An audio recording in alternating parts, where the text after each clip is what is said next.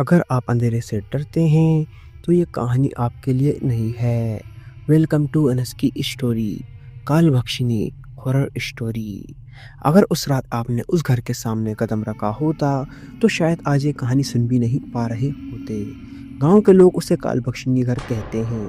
एक ऐसा घर जो सिर्फ लोगों को नहीं, उनकी परछाइयों और यादों को तक निकल जाता है। वहाँ हवा भी सीधी नहीं चलती, जैसे किसी अनदेखी चीज से टकराकर लौट आती हो। और जो भी उसकी दहलीज पार करता है वो या तो गायब हो जाता है या फिर उसकी लाश मिलती है, आंखें खुली हुई, जैसे उसने मरने से पहले कुछ ऐसा देखा हो जो इंसानी दिमाग सह नहीं सकता। मध्य प्रदेश के एक छोटे से गांव के किनारे वो पुराना हवेली नुमा घर खड़ा था। लोग कहते थे कि 1912 में वहाँ एक तांत्रिक ने अमर होने के लिए कोई खतरनाक अनुष्ठान किया था। नाम था उसका विषधर नाथ। उसने दावा किया था कि वो समय को खा सकता है, मौत को मात दे सकता है। लेकिन उस रात कुछ ऐसी गड़बड़ हो गई, मंत्र अधूरा रह गया और उसी अधूरे मंत्र से जन्म हुआ काल भक्षिनी का। उसके बाद से उस घर में रहने वाला हर इंसान अजीब हालत में मरा या गायब हो गया। कई साल बाद शहर से एक लड़का आया, आरव। वो पैरानॉर्मल चीज़ों पर वीडियो बनाता था, सच और झूठ के बीच एक लाइन को चेक करता था। गांव में कदम रखते ही उसने सुना, बेटा घर के पास मत जाना। एक बूढ़ी औरत ने उसे रोका।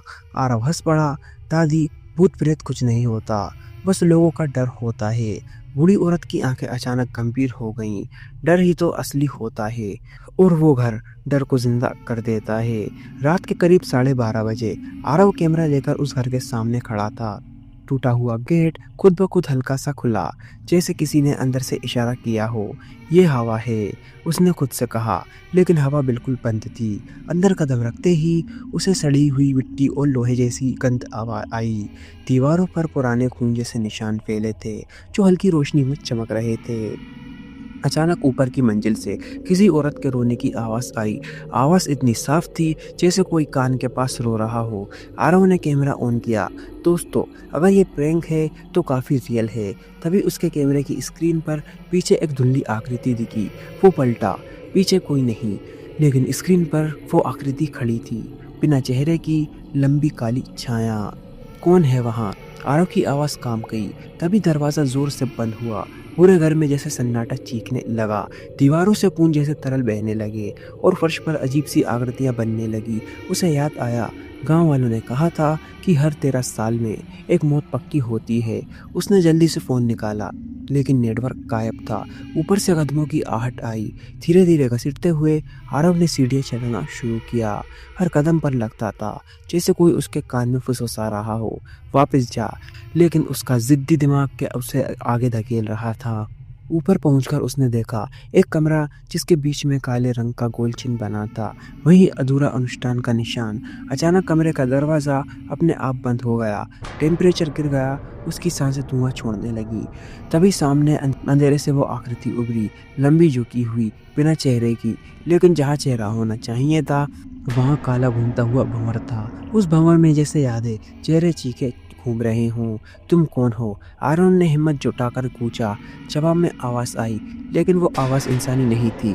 कई आवाज़ें एक साथ बोल रही थी। मैं अधूरा समय हूँ, मैं भूख हूँ, मैं काल भक्षिनी हूँ। कमरे की दीवारें कांपने लगी। उसे महसूस हुआ कि उसके पैरों के नीचे ज़मीन नरम हो रही है, जैसे कोई उसे अंदर खींच रहा हो। आरव भागने लगा, लेकिन दरवाज़ा गायब था, हर तरफ वही दीवार। तभी उसे दिखा, दीवारों पर चेहरों के निशान उभर रहे थे। वो चेहरे गांव के पुराने लोगों के थे, जिनके गायब होने की कहानी उसने सुनी थी।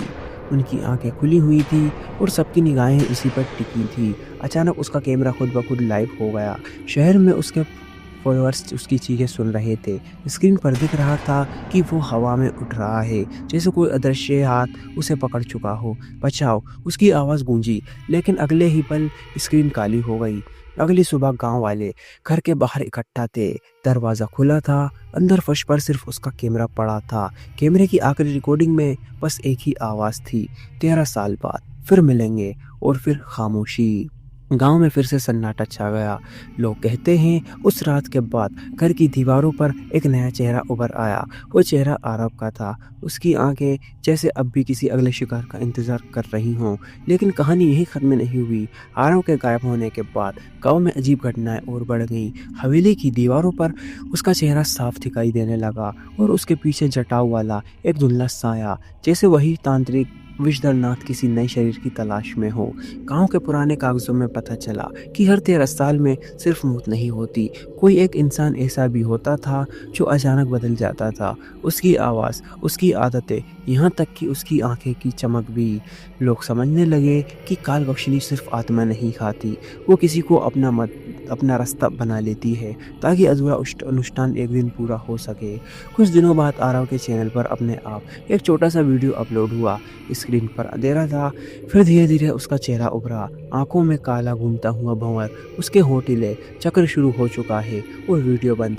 कहते हैं जिसने भी वो वीडियो पूरा देखा उसे उसी रात अपने नाम की फुसफुसाहट सुनाई दी। गांव अब खाली हो रहा है, लेकिन सच ये है, अगर आपने ये कहानी सुनी है तो शायद अगली बारी आपके शहर की है, क्योंकि कालबक्षिणी को दूरी से फर्क नहीं पड़ता, उसे सिर्फ आपका समय चाहिए।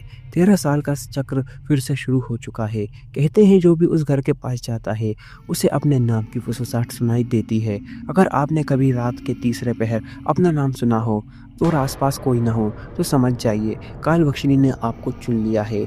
और याद रखिए, वो आत्मा नहीं है, वो अधूरी भूख है। उसे शरीर चाहिए, उसे आपकी सांसों में छिपा समय चाहिए, और जब वो लेने आती है तो कोई नहीं बचता। आज तक कोई नहीं बचा। अगर ये वीडियो आप तक पहुंच गई है तो प्लीज़ आप लोग चैनल को सब्सक्राइब करें और मुझे अपना छोटा भाई समझकर सपोर्ट करें, क्योंकि आपके सब्सक्राइब करने से हमें मोटिवेशन मिलता है और वीडियो बनाने में भी अच्छा लगता है। तो प्लीज़ आप लोग मुझे सपोर्ट करें। यह कहानी केवल मनोरंजन के लिए है, इसका उद्देश्य किसी भी धार्मिक या सांस्कृतिक भावनाओं को ठेस पहुंचाना नहीं है। अंत मैं मिलता हूं आपको नेक्स्ट वीडियो में किसी नए टॉपिक के साथ। तब तक love you so much NS की जनता। अगर आप लोगों के पास भी कोई डरावनी हॉरर स्टोरी है तो आप हमें इंस्टाग्राम पर डीएम करें। जय हिंद, जय भारत। अगर आपको वीडियो अच्छी लगी हो तो प्लीज़ वीडियो को लाइक करें और चैनल को भी सब्सक्राइब करके बेल नोटिफिकेशन को ऑल पर प्रेस कर दें। Thanks for your watching.